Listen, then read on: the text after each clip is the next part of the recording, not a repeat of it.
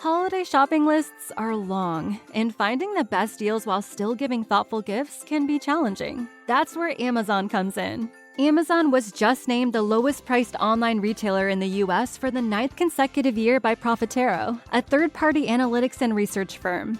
After analyzing thousands of products, they found Amazon's prices are 14% lower on average, and up to 5% lower than the nearest competitor in key gift categories like electronics and toys. When you're shopping for everyone from your spouse to your second cousin's new baby, those savings really add up. The best part is you don't sacrifice selection for better prices. Amazon offers everything from major brands to unique finds from small businesses, all delivered right to your door. If you're trying to be smart about your holiday budget, and who isn't, visit Amazon.com.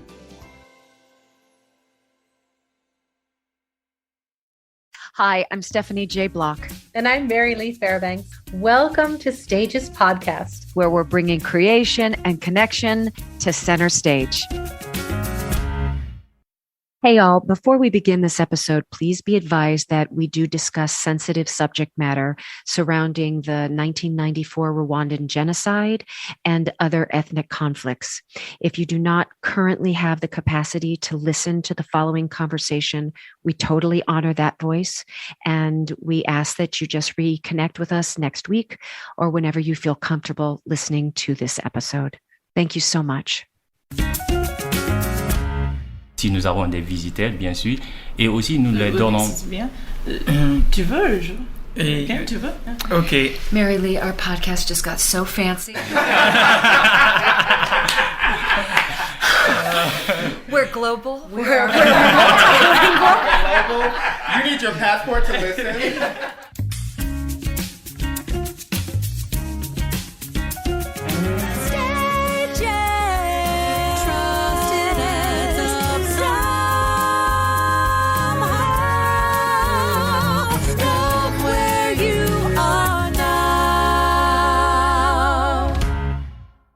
Hi, thanks for listening to Stages Podcast. Today's episode is a little bit different. We recorded it in the heart of Africa, Kigali, Rwanda, over the summer. We did a few interviews during our visit to this country, and this is the first of 3. Rwanda's history is fairly well known and traumatic. In 1994, they experienced a genocide where almost 1 million people were murdered in 100 days. But since then, Rwanda has become one of the greatest countries in all of Africa. It has set the record for the reduction of infant mortality. It has grown 8% every year for the last 20 years. It has the highest percentage of women in parliament in the world. And it is the cleanest, friendliest, safest country I think I have ever visited. Rwanda has grown. But more importantly, Rwanda has the capacity to teach the world about forgiveness. Somehow, this country that was leveled has sprung up again through forgiveness and redemption.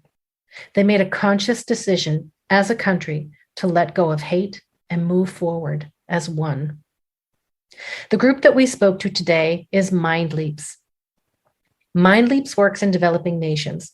They find children that are at risk and have quit school and sometimes are living in the streets.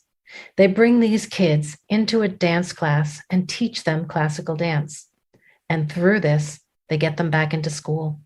They provide school fees and tutors, and most of the time these kids end up going off into higher education. What Mindleaps accomplishes is truly remarkable.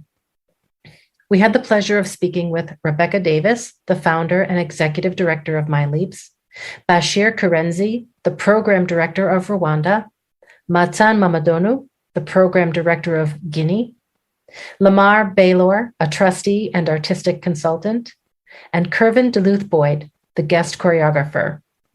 The sound quality is not perfect because we were in a hotel room and there were interruptions, but we hope and trust that you will forgive that because you will find this interview so compelling and so moving. We thank you for listening. The company of Mindleaps to stage, please. Mindleaps to stage. I have to say it's a bit of a mini miracle for everybody listening. We are meeting at a Marriott in Rwanda, and at the very last minute we realized that in order to get on the property of the hotel you needed a recent COVID test and negative results. We're also working under a bit of a curfew limit, so within an hour's time everybody will have to head back for safety reasons. So I look to you all and say, how did this happen? But then I look at Rebecca and go, how does she come up with this idea and make that happen? So COVID tests and curfews are kind of nothing to you compared to what right? you've done. You get an idea and you make it happen. Absolutely, and I think the teamwork that's behind Mindleaps makes the pandemic seem like a learning opportunity for all of us. The organization has had to pivot. We as artists, we as leaders have had to change. But in all of those hurdles that you face, you grab something new that you need for the future. Right. And so you're back in Philly many years ago, right? Yes. You're a glorious ballerina. Oh. You're traveling the world. And what sparks in you this idea of, I feel the need to embark upon this beautiful endeavor, which is going to change, kids on the street, getting them to dance, and encouraging them to learn on all different levels. What was even the genesis of that? Well, in Philadelphia, I was running a dance company named RDDC, and LaMar Baylor, who's here with us, was our rehearsal director and a fundamental player in building that vision too. And the mission of this organization was to see, how do we use dance to spark dialogue about social issues? I had always felt growing up that you go to school and you're asked to use your brain, then you go to dance class and you're asked to use your body, and you're told to shut off your brain.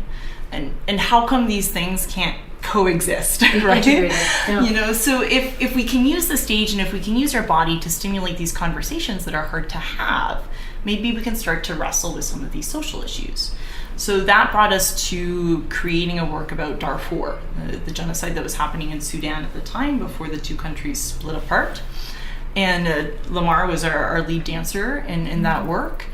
And after we went through that process creating Darfur, I kept getting the question from people, wow, I didn't know this was happening. What can I do to help? And I didn't have the answer. We had succeeded in asking the question and we had provided no action. And that started me on a new journey. And I had the chance to travel to Rwanda after that. And when I got here, of course, I thought, I'll learn everything about genocide. I'll be able to answer these audience members' questions, and so naive. And I realized coming here, first of all, I'm never going to understand genocide.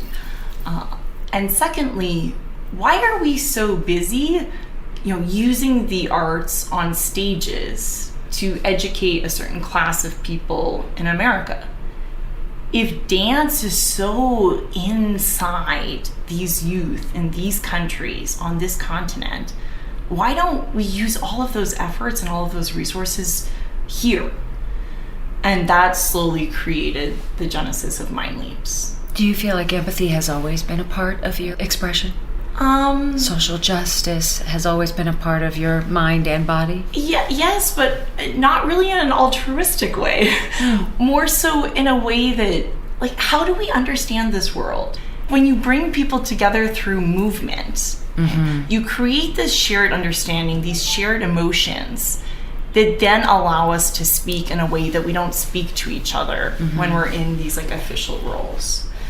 So can we create understanding? Can we find solutions in that space to find answers to these problems that we see around the world? And the arts just are such a powerful way of doing that.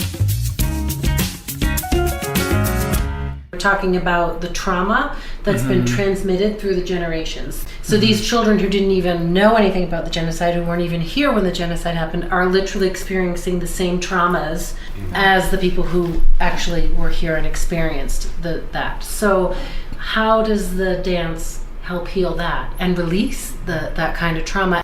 First of all, our kids, when they come, every human being, they have the basic needs to be seen, to be heard, to be loved. So they get that in the studio, and that is the best foundation to trust and connect with them. And then from there, they tell us what's wrong with them and what they want to do to their community. but the foundation is that dance class, those movements. That's where we build that trust and the connection. Yeah. And we didn't luck into it. We really had, these experiences in multiple countries in the beginning that allowed us to start to identify patterns.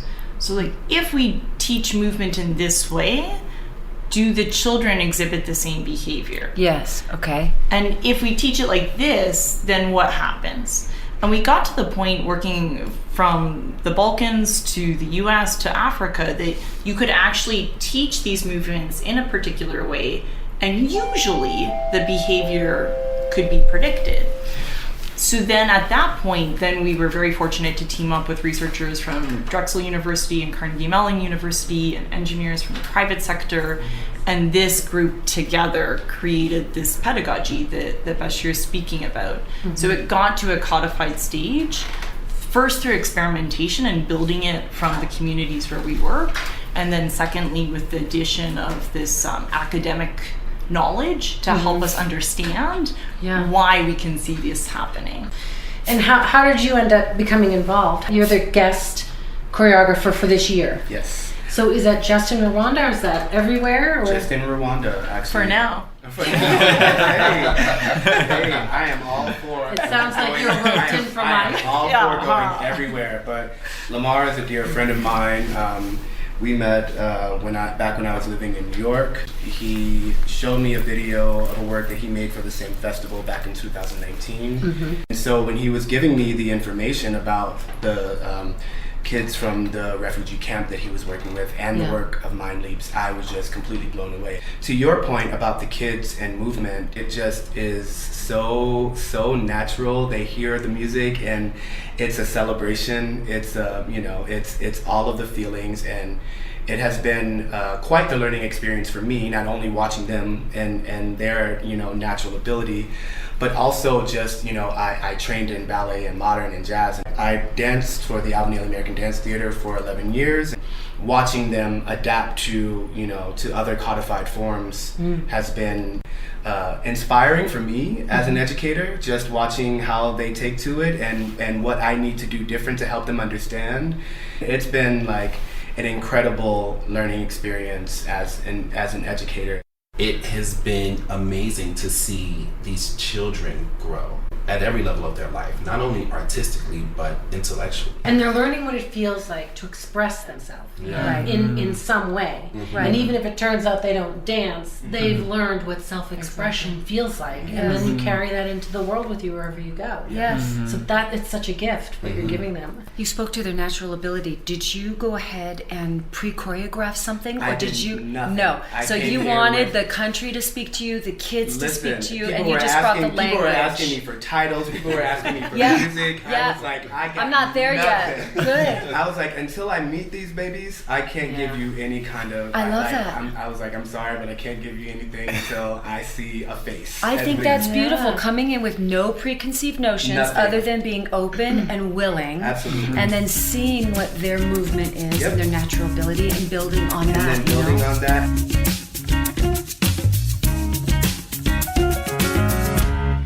Now, I also read about the girls program. Yeah, we have a girls focus in all of the countries. We have a girls program exactly in that verbiage in Mauritania in West Africa.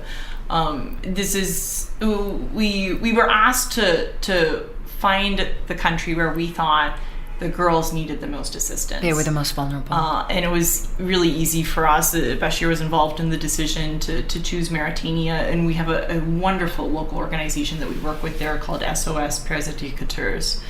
But the situation in Mauritania, especially like speaking as a female, is just so different from everywhere else I see it around the world. In what ways? If I start with an example and then kind of back up to the generalizations, in all of the classes that all of us have taught all over the world, I have never taught a class where every girl in the class had their older brother or their father sitting on the side. Because they're not allowed to be in that space unless their male a patriarchal figure is there observing and supervising what will happen. And at the end of class, and those girls cover up and change their look, and they walk with their father or their older brother, and they exit and they go straight home, and then they are let out the next day to come back into the dance class. Wow. For me, like, the culture shock is extreme. Yes. And then to see the changes is just like, it's so crazy because it's so organic. You know, after weeks in these classes, like, all of a sudden, like, there's like no brothers and there's no fathers They have anymore. agency of their own self. And everyone's like, what they're doing is a good thing. Our girls come back home and, you know, they're more excited to do this. They're more excited to do that. There's no, like, problem that's happening. So you gain the trust not only of the girls, but of their families. Yeah. So then none of these guys come anymore when we teach. And now, over time, these girls have started to message back at home, like, well, if I'm allowed to go to the dance class, why aren't I allowed to go to school? And then they're like, well, there's no money. Well, so then when SOS and Mindleaps steps in and says, like, we'll pay the school fees if you let the kid go. It's like, okay. There's no argument. There's no more argument. So now those girls are in school. And, and all of it starts from just the fact, like, hey, like what all of us are describing. Let's come in and, like, dance around and wave our arms. Yes. But that community is on a trajectory that doesn't exist anywhere else I've seen in Mauritania. Wow. That's amazing. How many young women are in that program? We started with 120 now. I just think that's an amazing number to begin with, because I would think there'd be such hesitancy to say, okay, I'll let you go even if I chaperone you, right? Or I would think they would say, I need to see the movement first to see if it is acceptable or modest enough. Or does anyone ever approach you in that regard? Totally. And, and our answer is exactly what you said already. It's like, we say, just come see. Fine, if you shut us down after the first class, we will happily exit the country. Come and see what we do and then evaluate. Right. And, like, that transparency and, like, the genuine love that these trainers have for the kids who are in front of them just shines through.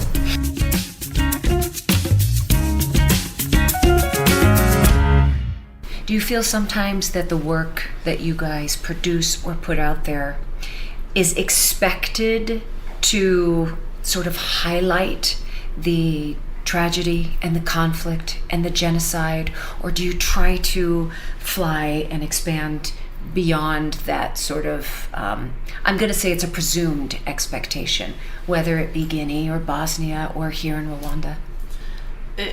This is a wonderful question. Thank you. Really comes from a very sophisticated understanding of the world. I mean, I think I've been coached, I've learned from my peers like Martin and Bashir that, you know, these tragedies, these genocides, these places of ethnic conflict and Ebola, these are not things to then make people feel sorry for us. Like, this is not why we should support these communities. It's not like who has it worse, okay, let's go help them, right? Like, actually, like, if we looked really honestly at the entire world, we would all find in our own countries and in our own communities atrocities everywhere the same, right? So I think that originally, you know, as you heard from my story, I was really drawn to how do we work in post-genocide environments like Darfur, like Rwanda, like Bosnia and Herzegovina. But the more I had the chance to work with the leaders and the people in these communities, the more I realized, you know what, these are universal problems. The fact that people can't get along and the fact that kids don't have the chance to go to school or have the motivation to stay in school is not unique to Rwanda or Guinea or Bosnia and Herzegovina. It's unique to the way that people think. Right.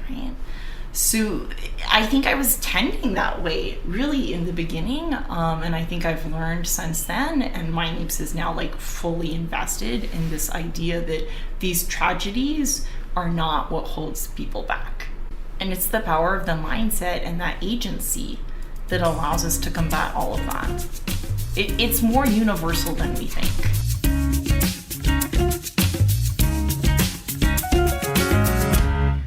Do you have a permanent home or center here in Rwanda? It's permanent. Definitely. So Bashir runs the center now. Great. Yeah, we have the center here in Kigali, in Nyamirambo, and then we also have the program in the refugee camps. I think the centers also, Martin has a center in Guinea.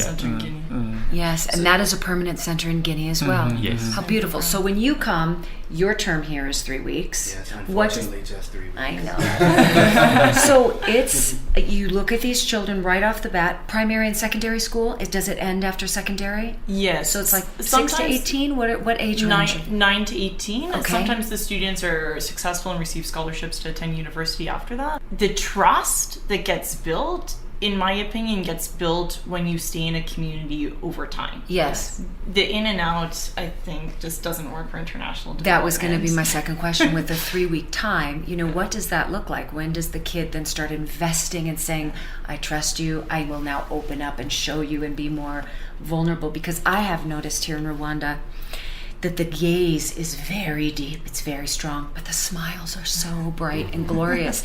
But there's a deep well and a perhaps great joys but deep pains that go along with that. And when you move, at least for me, if I'm at a heightened emotional place, the tears will flow, like it surfaces. So in a 3-week period of time, what does one get to see, not only through the choreography, but the emotional sort of existence that these kids have from day one? Is it 3 hours a day that you are with them? Is it all day long that you are with them? What does that look like? The first few days, I was with them from 9 to 4, and I have to say, I felt like in hour 1, on day 1, they were with me. They're giving you everything they've had.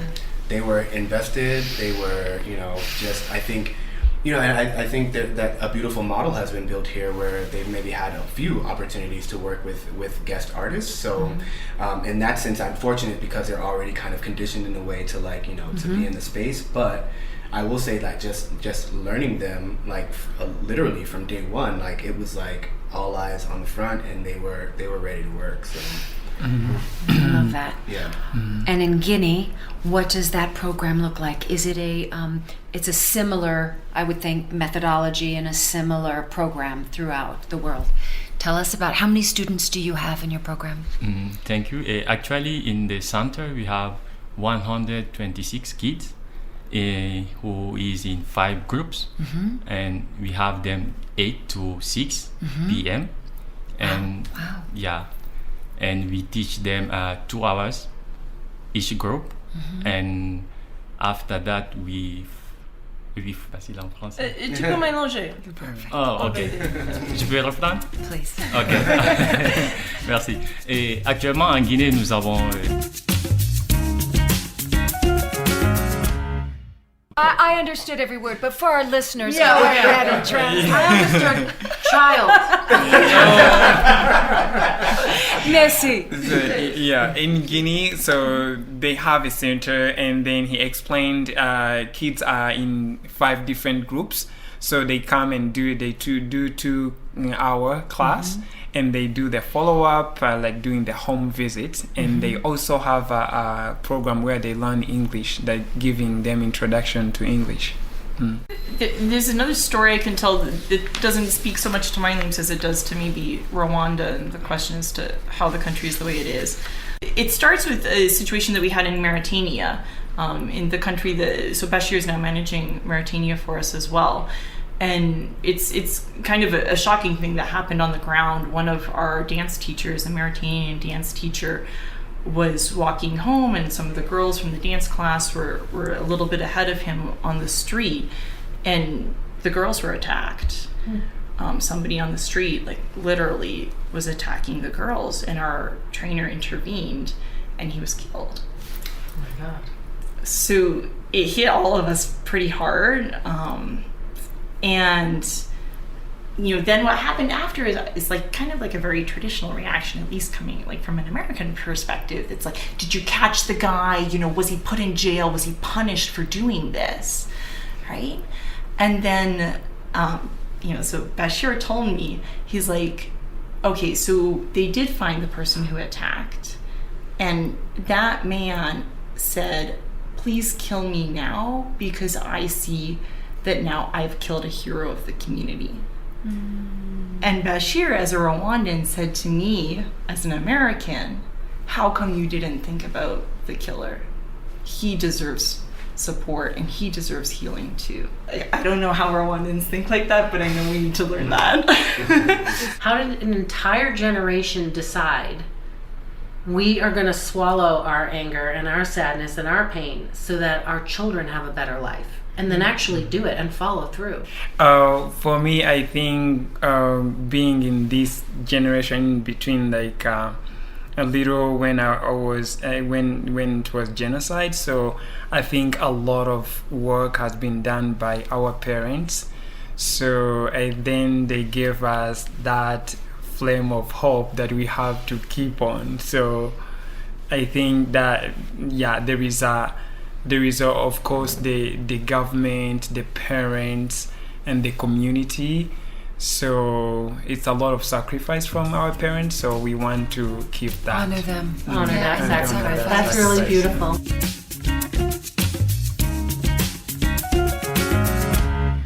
She's not sitting here with us, but I'd be remiss if maybe you could speak a little bit, and you'd have to take some liberties in doing so. But Misty Copeland came, yes, and she saw part of the program. And is there a scholarship in your name for some of the students, or she's sponsoring one of the students? Can you talk a little bit about what that is and how she responded while she was here? Well, I was fortunate enough to be invited to join Misty on her first trip here to Rwanda, and to get her here in Rwanda and to see the human in her, and just everything stripped down and just open to and willing to learn.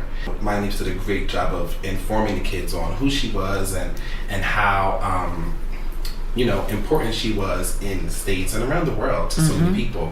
But to have her come in every day and hug every child, and even when we went to go a home visit with one of our kids who literally lived on the street, lived underneath of it's not a bridge, water duct. like the water duct, and to watch her hop down in it and walk under there and see where he lived, and it was amazing. Then to award him a scholarship, to go to boarding school that year was really, really amazing. And to know that she has committed herself to this organization and the work, and to come back a second time and still be a part of the organization has been speaks volumes. Amazing.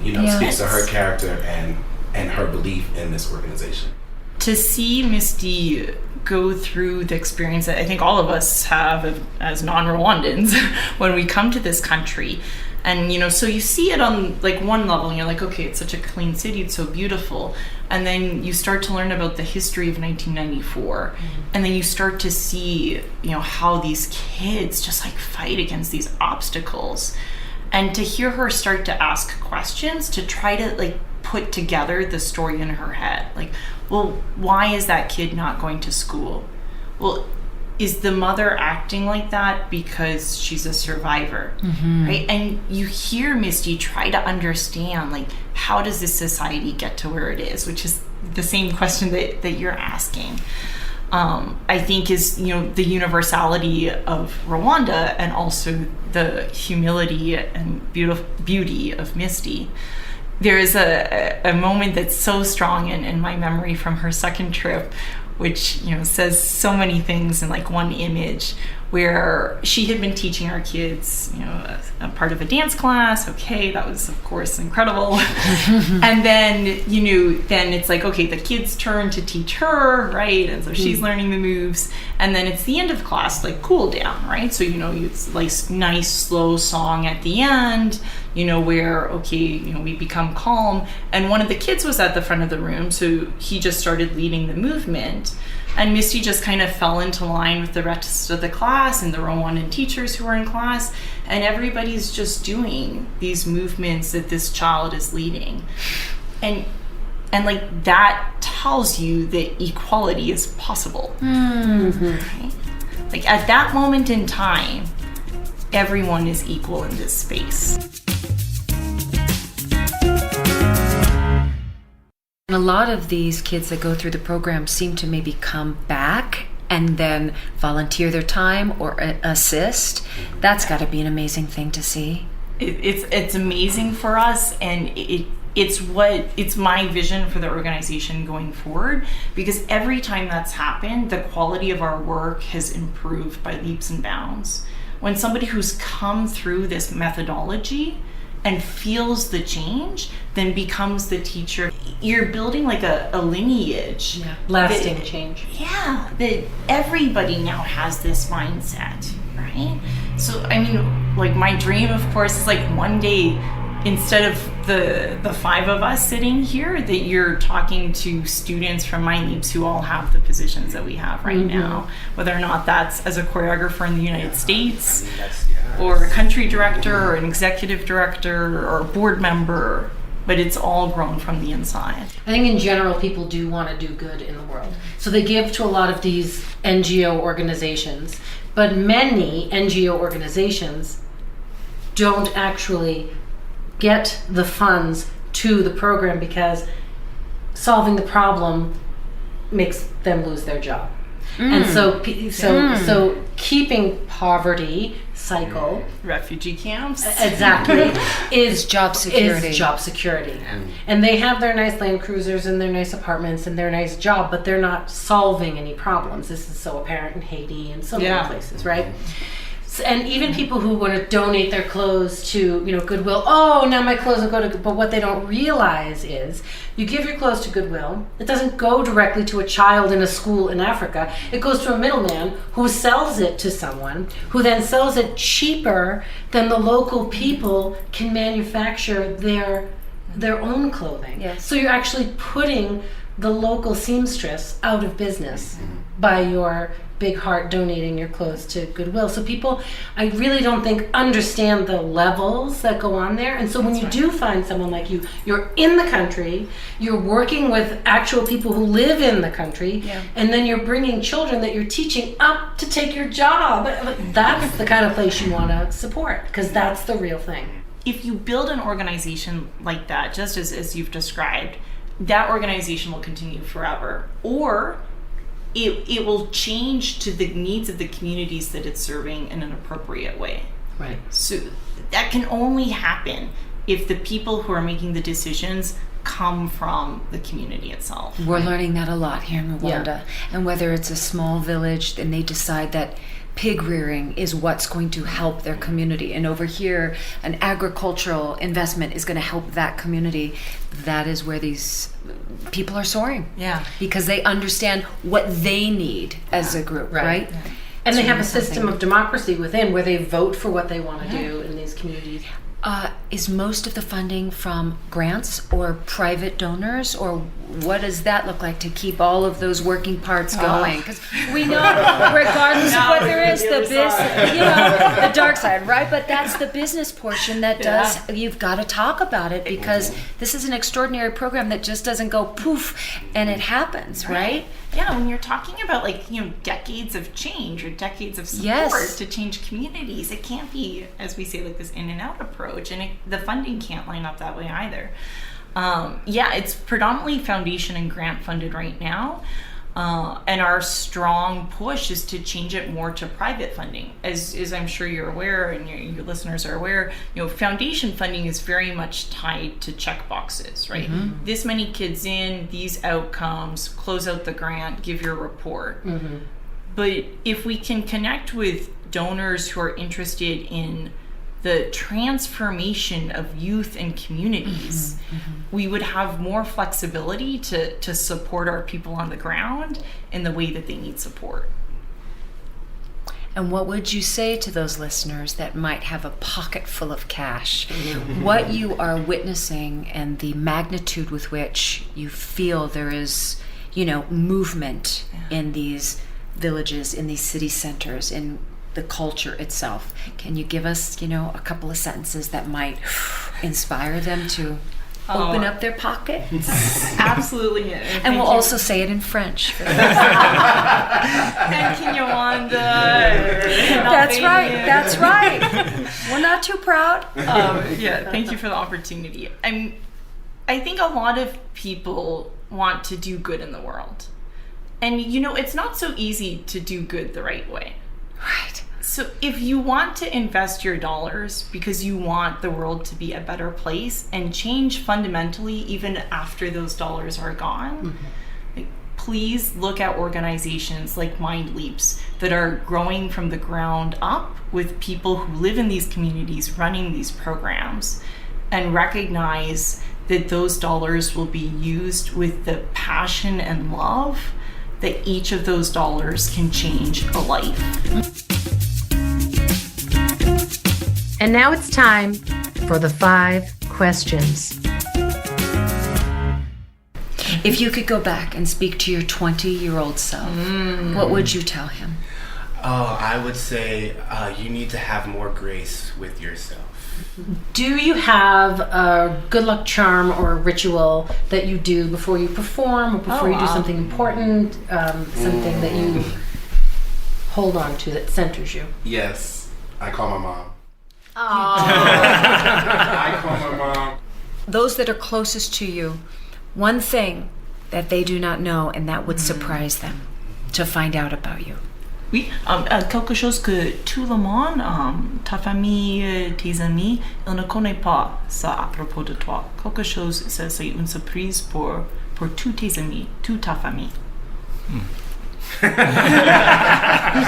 okay, Martin. I think I know what it is. No judgment. I think he actually speaks English.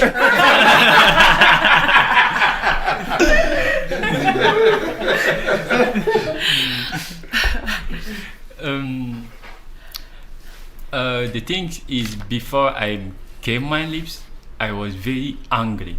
And now they see the change in my families, with my friends, and with my colleagues. So that is the things, incredible, yes. If you were a nail polish color, what color would you be and what would the name be? What cheeky little name would it be? Come on now. Like I need to translate this one into Creole. yeah, right. Okay, like the color. Yes. See, the nail polish? What color would you be? What color would you be? Okay, I would say blue. Blue. Love it. Love it. Why? Why blue? Well, I love blue. And when I look at the sky, it's blue. When I look water, it's blue. So And part of the Rwandan flag is blue. it's blue, yeah. Good. If you could have any special skill, it could be supernatural, it could be any other skill, and be so proficient at it, what would it be? Languages. Languages. Okay. Same. It's like, I mean, in my work, I've kind of picked up some for the countries where we work, but I see that there's such a deeper level of connection, especially that you can have with the children when there's no language barrier. Well, you guys, this has been amazing. And the only word I know in Rwandan is marakoze. Marakoze. Thank you in Rwandan. Merci beaucoup. Merci beaucoup. Thank you very And in much. Boston we go, yeah, thanks a lot, man. That was all right. That was a wicked interview. It was wicked awesome. That was wicked. Get the hell out of here. Thank you all so Thank very you much. so much. And now, here's what struck a chord with us. Mary Lee, I am not even sure where to begin for what struck a chord with us. So we're out of Africa, we're back home. I'm still processing what that meeting was, what that trip was. I can't imagine the atrocities that they lived through and are moving through and moving forward with such beauty and grace. But then I specifically just zoom in on our visit to Mindleaps because we were so moved that we asked if, after being tested and if we could visit their facilities. And we drove along rural streets and we turned right and the gates opened and there was the most beautiful energy and students studying outside. because of COVID, wanting to get that airspace. And over there was a covered sort of dance studio, and they were dancing to music. There were lunches being prepared for the students. Everyone was walking around with such joy and purpose. And in that little microcosm, I thought, my goodness, if we all could just take note and see how this is functioning and see how everybody is working together for the good of people, mind, body, and spirit, how healthy this entire world would be. And I know it's very easy to say that, but it's not easy. It's what this country has gone through and continues to work through is not easy. You cannot minimalize what they went through in 1994 and sit there 27 years later and bear witness and say it's easy. It's so unbelievably hard, to which I can't even fathom. But if you can work through all of that pain and anger and betrayal that we as humans can impress upon each other and still walk forward in forgiveness, oh my gosh, what you find on the other side is something I can't even articulate. I've spent a lot of time there, as you know, and one of the things that I love about the way that they decided to move forward was it was very complicated, right? Because all the perpetrators had run over to other countries to escape. So President Kagame, who's the current president of Rwanda, wanted to invite all of the perpetrators to come back to the country and participate in the rebuilding of the nation. The international community was saying, well, they all need to go on trial. They all need fair trials. And he said, well, okay, a couple of things. First of all, who's going to pay for all these fair trials? Second of all, there can't be fair trials because any people that were judges, lawyers, are all that were not Hutu are killed. So they're going to be judged by their own people that contributed. So we can't do that. So he went back and he thought about how they held trials in his grandfather's day. And they had this custom called gachacha, which means grass.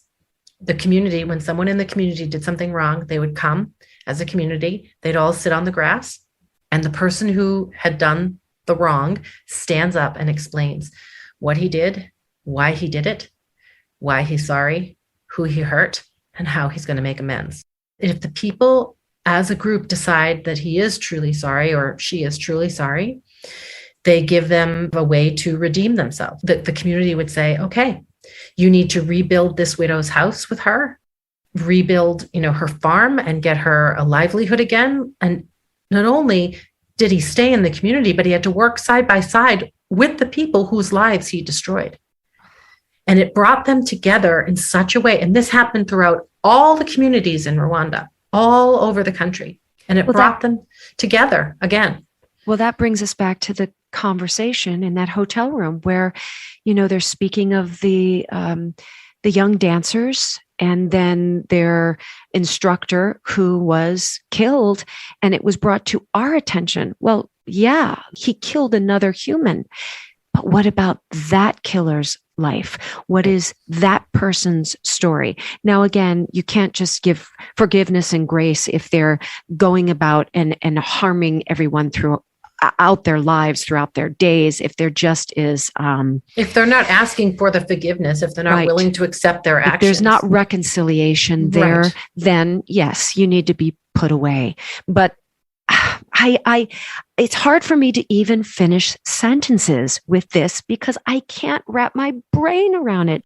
There was another thing that was said to us when we were in Rwanda. I believe I was at the Genocide Museum, and we were walking through the museum, and beyond the chill-inducing look down and know that you are standing on the graves of 250,000 people. Mm-hmm. And we all felt the weight of that. And then they said, hold on to this sentence. That again, there's, to use the term fine line, I think they said something else, but there's a fine line between diversity and division. And we as a people have to be smart enough to know the difference and to recognize when diversity is becoming division. Because with division comes other, and with other comes the violence. And I was like, oh, and that has sat with me since I left the country. I don't think I'll ever forget that moment and those words. And now I'm paying real close attention to where we are here in the States. Yeah. And I just refuse to make anybody another. The other thing that really stuck out with me in this interview was when they talked about Misty Copeland and the experience that she had when she was leading the class, and then the child came forward. When Rebecca said, in that space at this time, we were all on the same level. We were all one. Boy. And that is what they're doing there with Mindleaps. They're taking young people in a very difficult situation, vulnerable individuals, and giving them a future.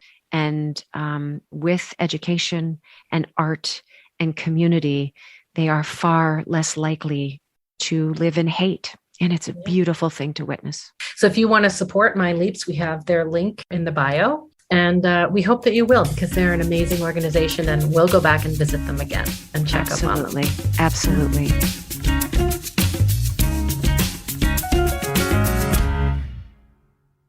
So if this episode resonated with you, please follow, subscribe, and share. You can always find us at stagespodcast.net. We'd like to give a big thank you to our assistant editor and doer of all things technical, Saren Cho. Thank you, Noah Kaiserman and Garrett Healy, for our beautiful original music, Melanie Von Trapp for our Stages Podcast logo, Ben Walding, our sound engineer, and Allison Arns, our PR and social media expert. And thank you, our cast members, for joining us today.